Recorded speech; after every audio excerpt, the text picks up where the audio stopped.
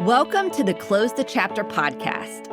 I am Kristen Boyce, a licensed marriage and family therapist with a private practice, Pathways to Healing Counseling. Through conversations, education, strategies, and shared stories, we will be closing the chapter on all the thoughts, feelings, people, and circumstances that don't serve you anymore and open the door to possibilities and the real you. You won't want to miss an episode, so be sure to subscribe. Welcome to this week's Close the Chapter podcast. I am so grateful you are here listening today. You're here for a reason, and you matter, you're important, and you're loved, and you're enough. I cannot say that too many times because we need to hear truths, because shame says I'm not good enough, I'm not smart enough, I'm not good looking enough. Whatever it says to you, we want to start nurturing ourselves into truths. And today's episode helps us do that as well, because in order to work through shame and guilt and anxiety, we need to connect to our core emotions. And I'm passionate about this subject. I've had this guest on. This will be the second episode. I could have her on so many more times because she has transformed the way I connect to emotions and look at inhibitory emotions, which are shame, anxiety, and guilt, and look at kind of defenses or what we call protector parts. And those are like any addictions we have. Maybe we blame, shame, shut down, withdraw, disconnect. Maybe we turn to scrolling, doom scrolling on our phone. Maybe we look at food to soothe and comfort. Those are all ways that we're trying to protect ourselves from feeling shame, anxiety, and guilt. What ends up happening is we end up growing those because we're not connecting to the emotions that lie underneath that help us get to what we call the 7 C's: clarity, calm, compassion, contentment. The list goes on and on. Centeredness.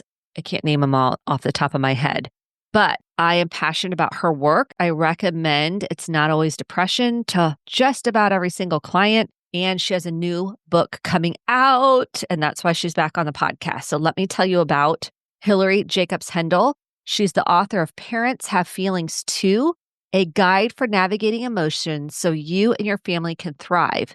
And the international award-winning book, which I want to pass out like candy, It's Not Always Depression, Working the Change Triangle to Listen to the Body, Discover Core Emotions, and Connect to Your Authentic Self. She received her BA in Biochemistry from Wesleyan University and an MSW from Fordham University.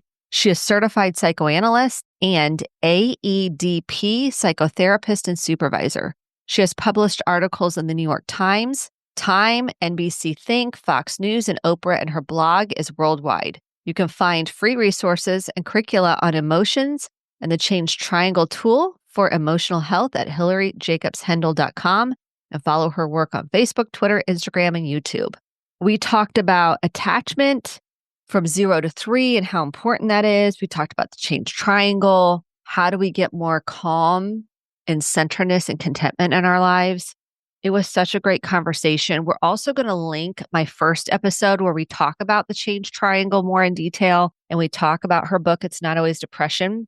Replayed it many times on this podcast because I love her work so much.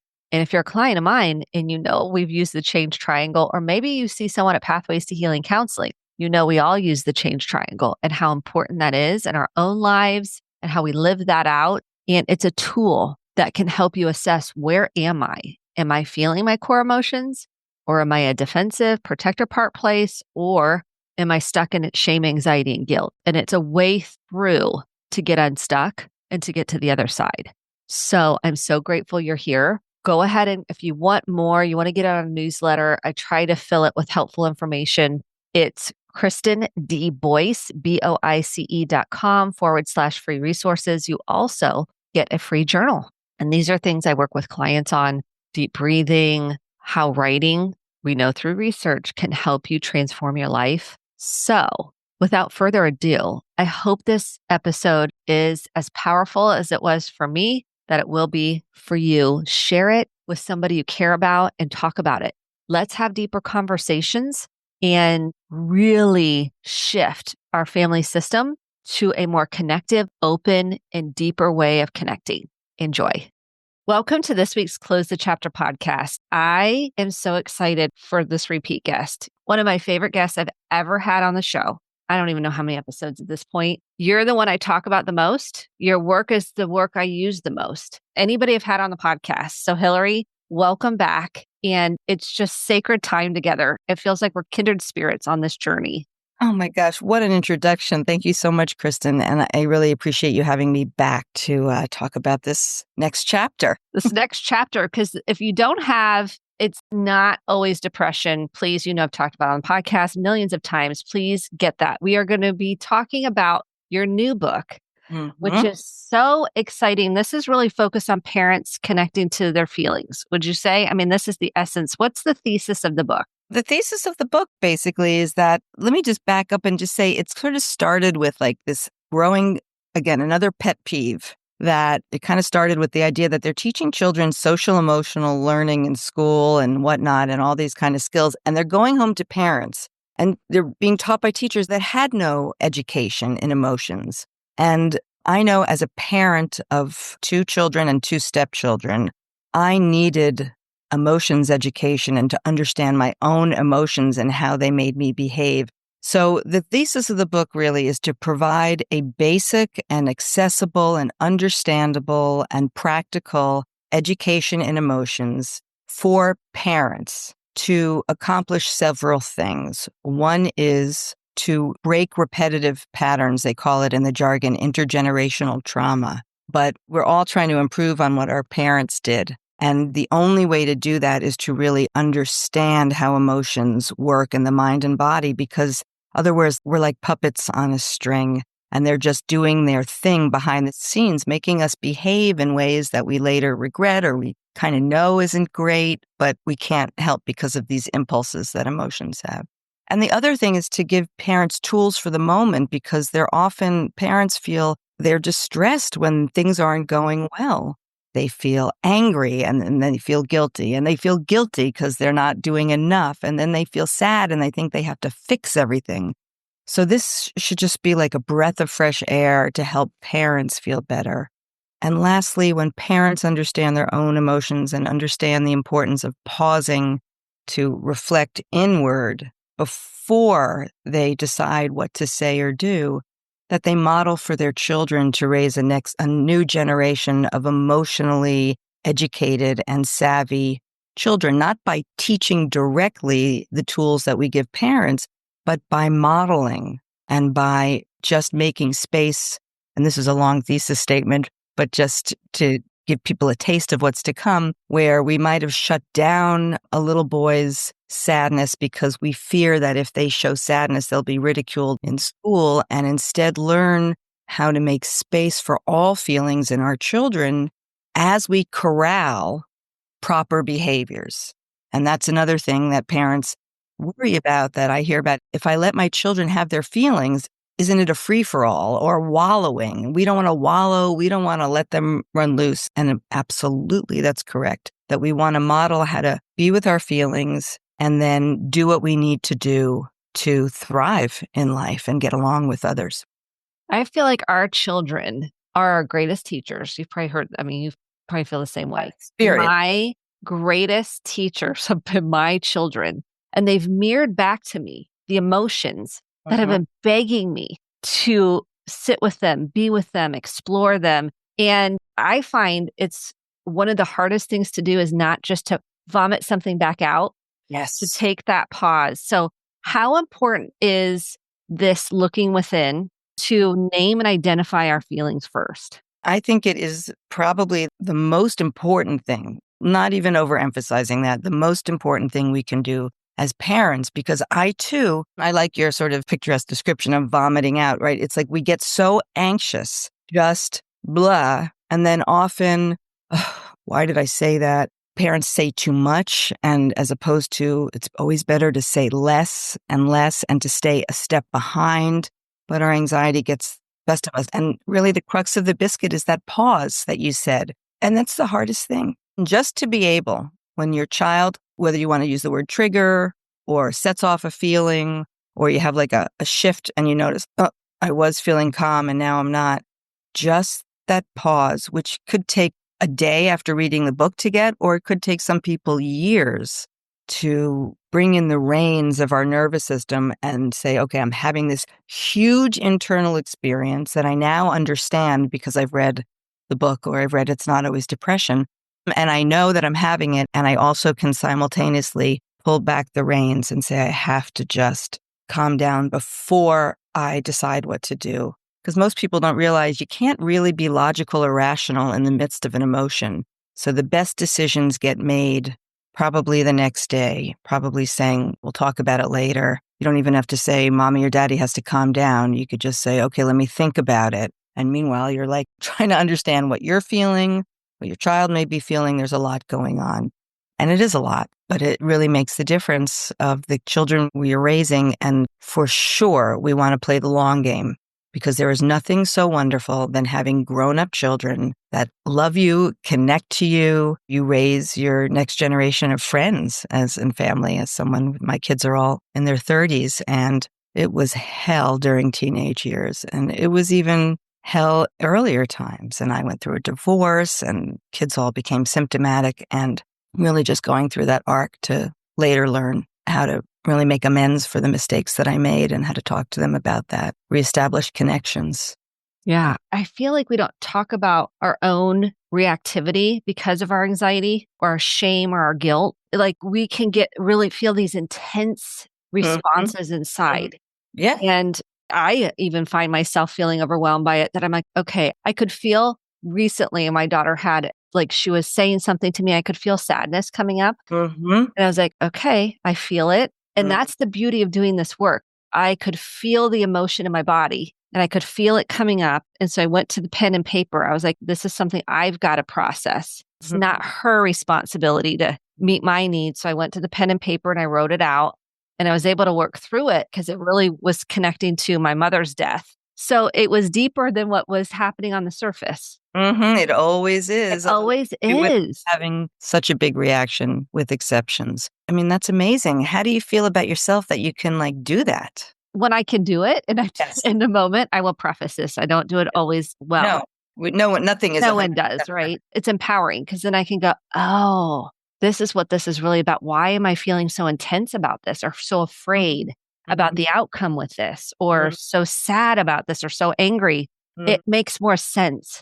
And then you can nurture that part that had a grief burst, or maybe there was some fear that was unprocessed. Something was unprocessed there that needed attention. And so I feel like this work is so fruitful when you can identify feelings. Where do people begin? They're like, I don't even know what I feel. Right on to everything you said. And even I was going to add to what you said when you notice that you're getting distressed. Some people, they can't notice it because they live their whole life almost in a baseline of stress. And so it's just more of the same. Yeah, well, where we decided to start in this book, which is called appropriately, Parents Have Feelings Too. And I love sharing everyone when they ask what the book is called. And I say, Parents Have Feelings Too. They're like, damn right they did. Yes, it's a great title. I know, that was really great. And I wrote it with a collaborator, Dr. Julie Fraga, who's a psychologist out of San Francisco. And so we really began the book with helping, and this is like what people first need to know, like a little basics of education, which I didn't even know before I became a therapist, that we are all wired for connection and that the reason it's important to understand emotions is because your baby, starting from the moment they are born, is so tuned in to what is happening for the people around them and communicating emotionally, non-verbally all the time, that if you're not sensitive to this sensitivity, then in a way, nothing else will make sense in the book. You'll be like, well, why do I have to know this? So just the way that we pick up, and this is for listeners who are interested, you could look up still face experiments on YouTube that Ed Tronick did. And there's all these infant and child researchers that tape parents and babies and parents and children and then slow down the tape to slow motion to look at the coordination, the eye contact, the smiles, the frowns, the body posture, and that there's this dance that is happening from the get-go when we're born. And so understanding that we, for better and for worse, are emotionally connected.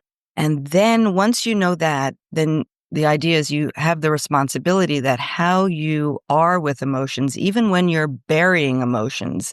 And like, for example, I didn't even realize for years that when I got anxious, I kind of got tense and controlling, and I would have to clean, or my tone would be a little short. And people around me would mention it, my family, you've got a tone, what's the matter? And I would be like, nothing, that's just the way I am. Well, no, it wasn't just the way I am. I was having emotions that I couldn't name. The real basics, after you understand the why, is what are the important emotions to be aware of? And can I begin to name them? And there's some basic techniques to do that, most of which involve having the wherewithal to slow down. Because while we're sped up and doing, we can't really be self-reflective at the same time.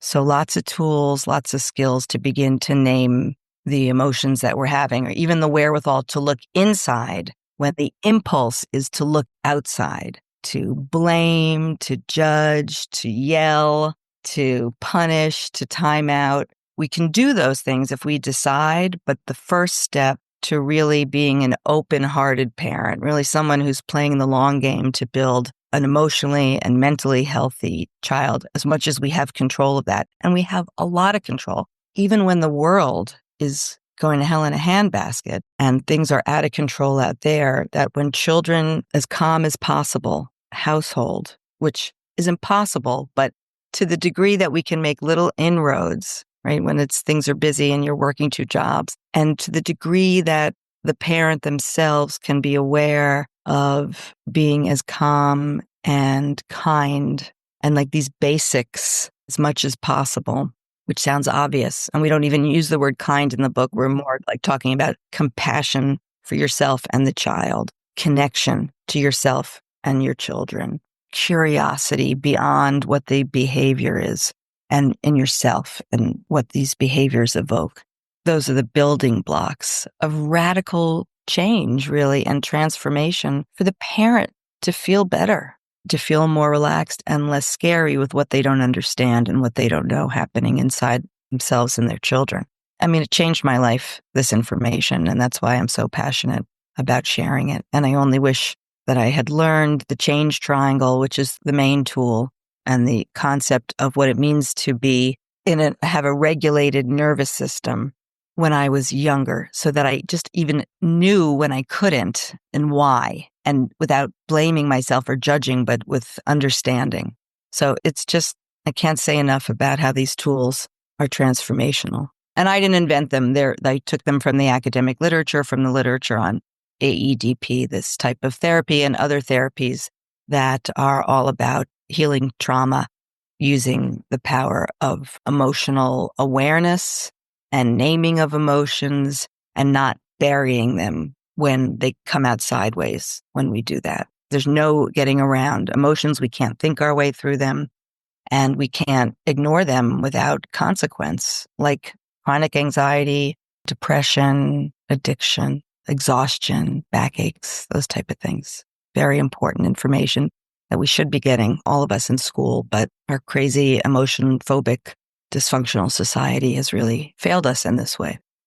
I like how you said emotion phobic. I'm like, yes. Do you coin that term in the book? I used that term when I wrote an article for Time magazine when the first book came out, and it's just true. It is. As you may remember, my dad was a psychiatrist. My mom was a guidance counselor. We had a psychologically aware household, but they didn't really understand emotions in the way that I write about them and the way we understand them now, because the MRI wasn't invented. We didn't have the research, and we didn't have the research on therapies like AEDP that were relegated to sort of a small group of people. And now you could probably feel the zeitgeist is changing. This is all becoming more and more emphasized in society. But when the first book came out, I would say I was still quite a bit ahead of my time. But I think we're hitting it in a way now that most people understand that emotions are something that have to be recognized and understood, and that that's an advantage for well-being. And connection. I don't think you can have connection without it. Right. And the connection to others is directly reciprocal with the connection to yourself, which makes sense, because if you're scared of your own emotions, you're going to be scared of other people's emotions. And having emotions demystified doesn't even mean you have to do anything, but it makes it a little less out of control and scary. For example, if I understand that my sadness or my grief is a natural reaction to loss and not, as society may tell you, that I should be over it in a year, then I can feel less ashamed, as you mentioned, less guilty, more affirming of myself, and take away the grief, which is excruciatingly painful, let's say, for a parent that dies. But we understand what's happening, just like we understand our stomach. And if we have a stomach ache, that we may do various things and it will go away. So it's just understanding how we work and being able to apply that to parenting. It's critical. When I was doing this process of, okay, I feel sad, let me look within instead of go without and try to fix her issue, right? Because that's as parents, we want to fix our kids' feelings and emotions. Well, we have an intuitive sense that I want to protect them or I want to, whatever, we want to make it better. We don't want this to be a discord between us two, right? I didn't want there to be tension. So I had to do some deeper work. And then what the other piece that came through is I didn't want to repeat a pattern that my mom did. And I had also accessed more compassion for my mom when I was a teen. And I had more understanding. It was like this, as we age, we have more life experience, which then I was able to access more compassion. It was a deep, deep dive. It wasn't just, it was a deep rumble. Because we have the change triangle. And I'm going to link the episode that you were on before that I've done an encore episode. I've aired it twice because it's so good. I'm going to link it in the show notes. And we talk a lot about the change triangle because anxiety, shame, and guilt. Let's talk about those as inhibitory emotions. And for parents, talk us through how do we work through those? Because those are the ones I think I see on repeat as parents. Well, that is a big question and a long question, but let's see if I can give a short enough answer. So, one, to understand what inhibitory emotions are. Just really in a nutshell, this is a two-dimensional drawing of a very complex lifelong process that shows these things called core emotions, which are at the bottom of the triangle. If I was to superimpose this on my body, the core emotions would be in my body and I can just say what they are. They are sadness and anger and fear and disgust and joy and excitement and sexual excitement. And what makes these core is that they are wired in survival programs that we're all born with that allow us to signal to others what our needs are.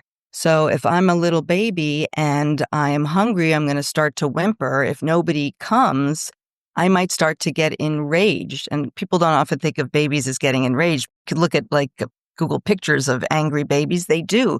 Give me my food. They get hungry and it hurts and they get enraged. And that's what the purpose of anger is, that they can communicate something needs to change. I need something. I'm not happy. I was hurt. I'm insulted, whatever, as we get older.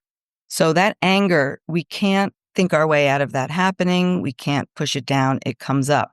But because humans are just sort of geniusly wired, we also have these other emotions that's a counterforce for anger.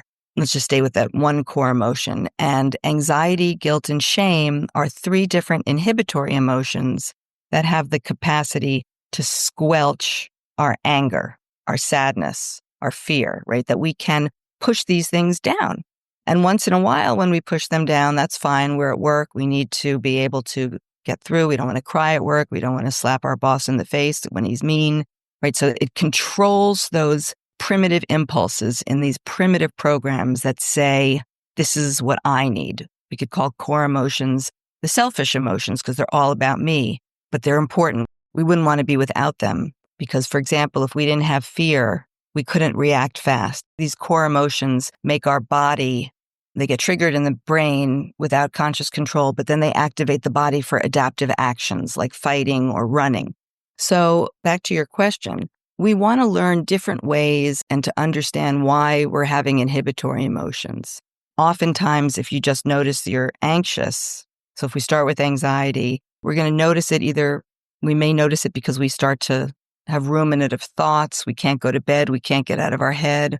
Or we may notice it because we have a fluttering in the chest, or we may have a clenching in the stomach, right? So one of the things that I write about the different ways that these emotions show up so you can begin to get to know yourself. And we start an exercise, or if I'm anxious, I'll kind of gently scan my body head to toe, kind of noticing where the anxiety is, breathing into it, and then trying to name what are the underlying emotions right now. Am I actually scared? Check. Am I angry?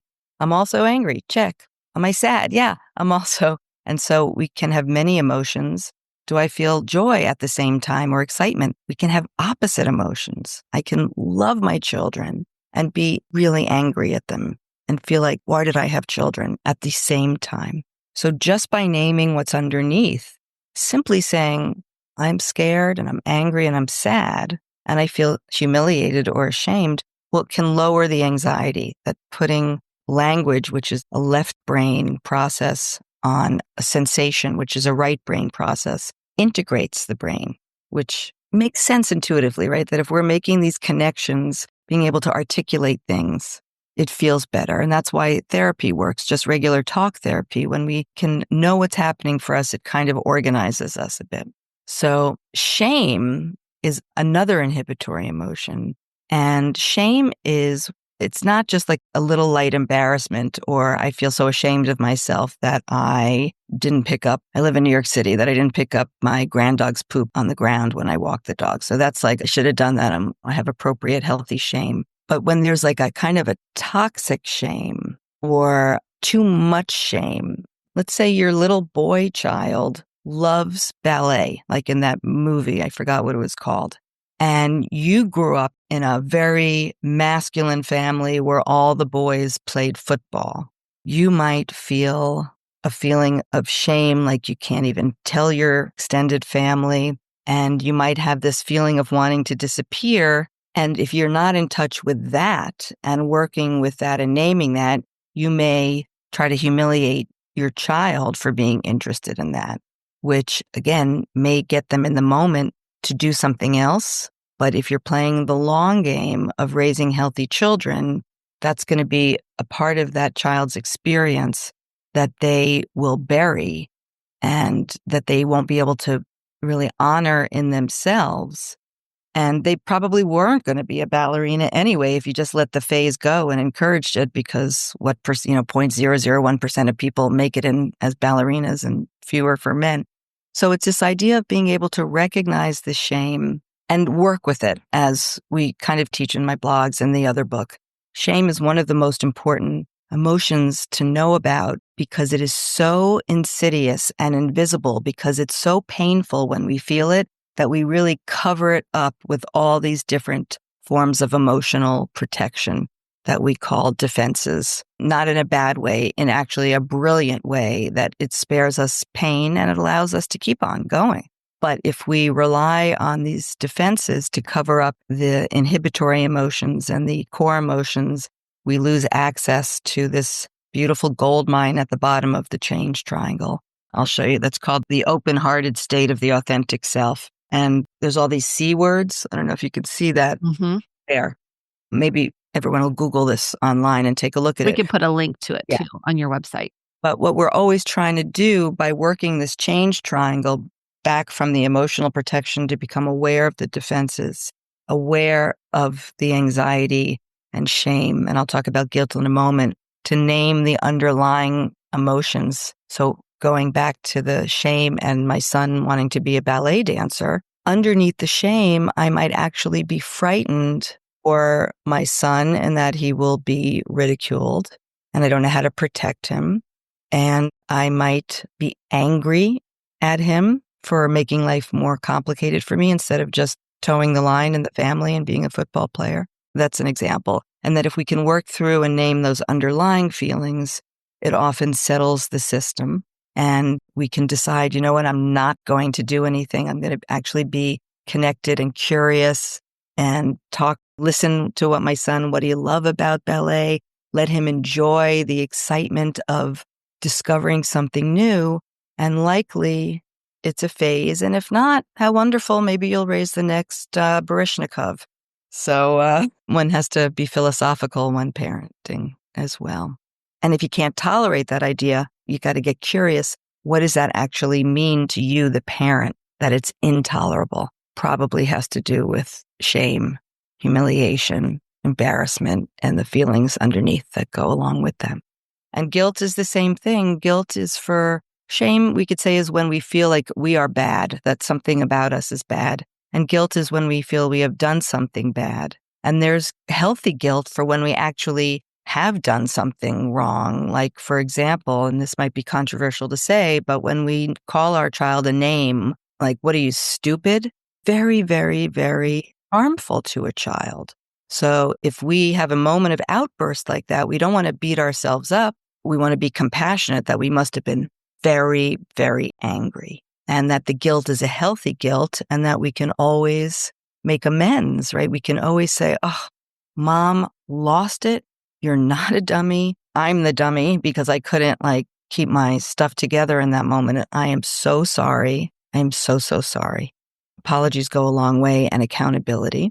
Or maybe we are a mom and we have mom guilt just because we want to take an afternoon off, or because we don't feel like doing bedtime tonight, because we're out of gas, we're out of fuel. And that type of guilt, we want to really pivot to self-care, that it's okay to take care of ourselves because we really have no choice. Whenever I feel guilty and felt guilty about not being enough for my children or not doing enough, I really realize that if I am not rested, if I don't feel okay enough, I will have nothing to give the members of my family. And that really was in the back of my mind, helping me to counter the guilt that I felt about being, quote, selfish, setting boundaries, saying no, right? There's lots of examples of saying no in the book, like when your kid's like, please, won't you drive me to the mall? Or please, won't you take me here? And most of the time you say yes, but you know what? I had a date with my girlfriend, and to be able to say, I'm so sorry, right? Not with a hostile defense because we can't deal with the guilt, but with I am so sorry. I wish I could. I want you to be able to go. It's not you. I just really need this. Whether you say all that or you just hold that in mind, that's going to be up to you. And also not wanting to put guilt onto our children, except when we've thought through that it's healthy guilt that will help them survive in the world, right? There's this balance between keeping connected in the good graces of our peer groups, and guilt helps us do that. It helps us not be too selfish, but we can go the other side. And everything in life seems to be this balance between taking care of ourselves and taking care of others, and having the wisdom to know at any given moment what is the right enough thing, or kind of just information about to give us a clue about what to do in these moments that feels so painful. Life is flashing before my eyes of my children. So much guilt, even from the time my second child was born. I just felt so guilty that the new child didn't get enough, and the first child, who had all this attention and love for 3 years, now had to take a little bit of a short shrift. I suffered for that, and I know a lot of parents they get that. That makes intuitive sense. They don't suffer.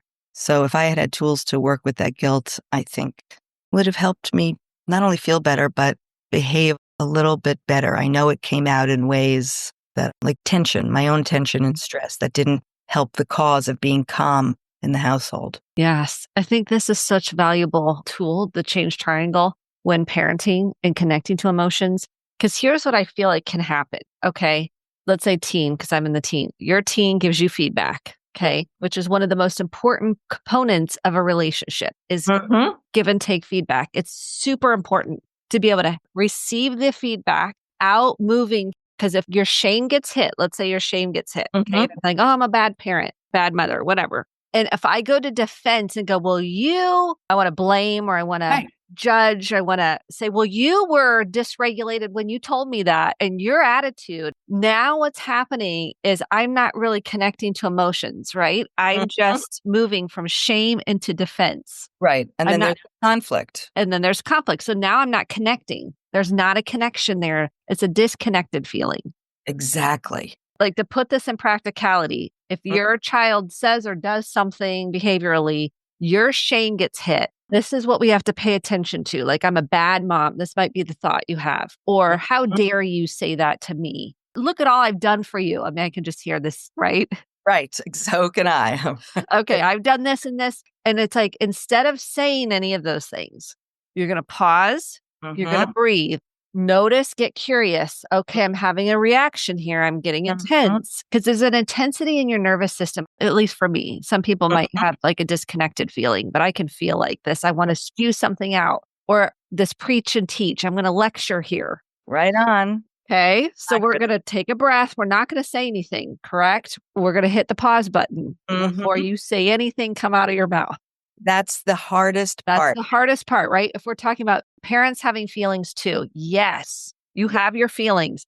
Now, what are you doing with them? This is the key, right? Right. Again, some people can they're ripe and they can get it. They're meditators, maybe they're used to that. And for some, it will take weeks and months of practice.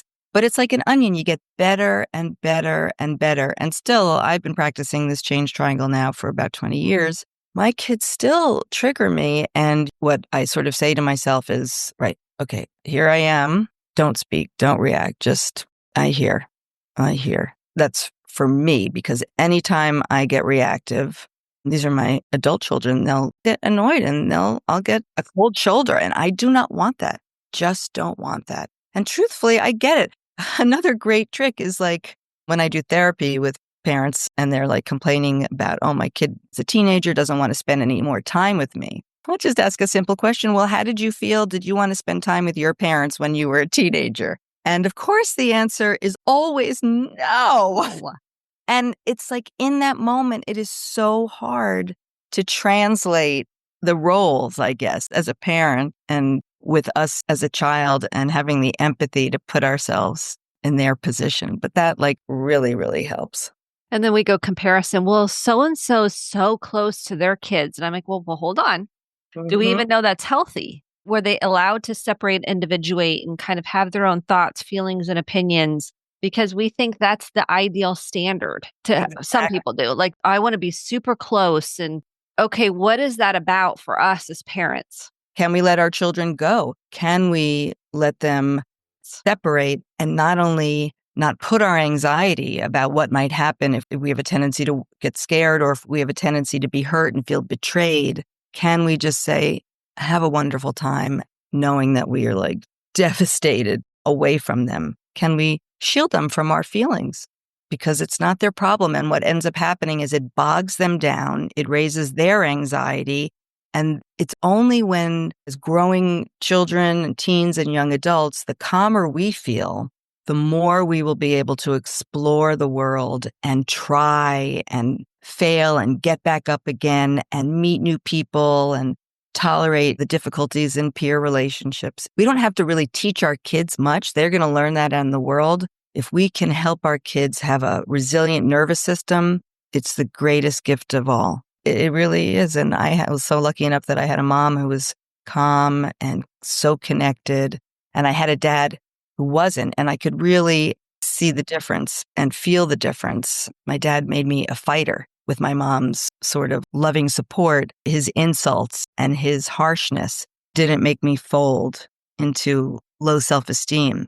What it made me do with my mother's support, who would say, never bash my dad, but she would say kind of privately, your dad had a very tough childhood, which he did. He had a mother there was like no love there. And so she would say to me, it's not you. Your dad had a really tough childhood, teaching empathy and also telling me that I'm not at fault. And then sort of up to me, I sort of butted heads with him, but it sort of made me the toughie that I am today, and all the toughie and the softie at the same time. So I just share that in the hopes that it's helpful.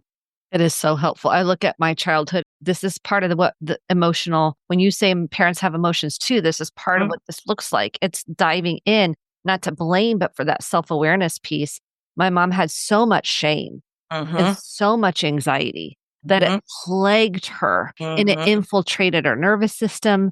And she really then would go to defense, and she would kind of hover between, moving back and forth, which we all do. Right. Most of us live on the top of the triangle, Yes. between defensive strategies and inhibitory emotions. And it's like, how do we get down? And when she would go down, Yeah. I could feel the difference. Mm-hmm. When she would go down to feeling her feelings and Mm-hmm. not projecting or doing it, when she was authentically feeling her feelings, and that's where her compassion came out of, her curiosity, I could feel the difference. Right. I And mean, that sense. creates that safety for that emotional connection with your child. Yes, absolutely. And it gives the child permission to have feelings. And it's okay, I think, for a parent to be sad around their children and say, yeah, but to show the reflection, mommy is sad because she misses so and so. And that's a part of life. So we want to give our kids tools to manage the emotional ups and downs of life. There's no avoiding it. It's a beautiful gift to Yeah. say all emotions are welcome, Mm-hmm. truly, and you're holding the space. The other component, and I know we're almost out of time, is noticing it in your body. And I think that's the other piece with this emotion that I know you teach, like really noticing where the emotions live in your body as you move down that triangle to connect to core emotions. Right. It's after the pause, remembering that emotions are physical are the secret. It was such a revelation when I heard that. I'll never forget the moment. I was at a conference in New York City. Someone had recommended I see Diana Fosha speak, who developed AEDP, this type of way that we both love to work, and was describing teaching what core emotions were and about how they activate the body. And that's why we feel them so physically, and that their job is to make us move, that we feel as impulses that if we're not aware of and they're left unchecked, they can wreak havoc in relationships. But it was like, of course, emotions are physical. We feel them physically, but until somebody could like say those words and name it, it's like it wasn't real yet. And there was a sense of validation, not only when emotions were physical, of course they are, but even saying that these are the core emotions and they're natural. Sadness. What a revelation. My mom, she like wanted to be happy. She didn't really do sadness. We really ignored. It's like sort of her one big mistake, I think, as a parent. And the ramifications. So like if somebody died, we didn't even go to funerals. She just like, let's be cheerful. So I had a dog die when I was 11. That was my first instance of like death that was so close to me. And by that time, the kind of damage was done that what would happen, instead of feeling sad because I had no model, I had no name for it, I would get anxious, right? Remember sitting on the change triangle, anxiety inhibits Pushes sadness. down the sadness. Sit down. I like how you put that. So, exactly. For years and years, I couldn't go to funerals. I couldn't visit people who were sick.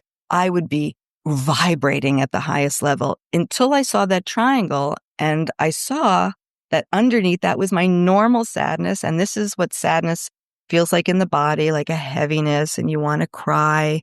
And that if we make space for it and let it do its wave-like thing, that we get back down to calm. I mean, that's sort of a general idea of what happens, except with, when we're grieving and it takes a while. But same thing, you go on with life, you get waves of sadness. And I just got reorganized. It clicked in, and I was just like so ripe to hear that. And it made a big difference. My husband will tell you, like I probably said on your podcast before, because it just cracks me up that he says, I didn't understand the change triangle for like 10 years. And it's all okay.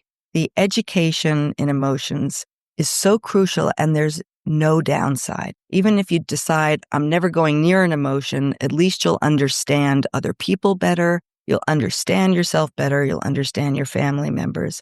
And understanding basically trauma, a trauma-informed approach to emotions, is understanding that traumatic symptoms happen, especially when we're younger, when we have overwhelming emotions, which are any emotion when we're younger, because our nervous systems are so sensitive. Overwhelming emotions in the face of unbidden, unwanted aloneness with them, meaning that we're too alone. And when our children are young, they don't have the capacity to be with emotions on their own. We act like an auxiliary brain in a way to soothe our children. And by the way we soothe emotions, by helping them name it, oh, you fell down, you're hurt, you're scared, by that kind of markedness, as it's called in our voices, our children know what they feel, and that we don't get overexcited, over anxious, that we just are calm while we're helping our children feel soothed, and mommy's here, and I've got you, and do you need a hug? That this is how an immature nervous system grows. And then as adults, we learn to soothe ourselves if all goes well. So the book does many, many, many things for well-being, mental health, emotional health. Please go get the book, everybody. This is Parents have feelings too, and I love the cover. yeah. I love it so much. Guide to navigating your emotions so you and your family can thrive. So get it now. And also get It's Not Always Depression. It's my number one book recommendation out of all the books. Really? That's it. So This new one is even easier, and you have all these kind of self-awareness stretches to get you thinking about these things. Tons of stories. We tried to make it not boring, not a drudge to read, and that you could read cover to cover or in little bits as you have specific feelings. So grab it if you're a parent, if you are a grandparent, if you work with kids and you want to get a gift for somebody, maybe they're having a baby, maybe you need a birthday gift, change lives. Let's share the podcast, get them the book, and start talking about emotions. Do it now. Let this be the catalyst for a change. Let this conversation, let this book, let's start it different. Let's change our family systems, and it starts with you. Yes. So thank you so much, Hilary. I'm so grateful for you and the work you do. Thank you for being here, and congratulations. Thank you so much. Take good care. You too. Thank you so much for listening to the Close the Chapter podcast. My hope is that you took home some actionable steps along with motivation, inspiration, and hope for making sustainable change in your life. If you enjoyed this episode, click the subscribe button to be sure to get the updated episodes every week, and share with a friend or a family member. For more information about how to get connected, visit Kristen, Kristen, Boyce, Boice.com. Thanks, and have a great day.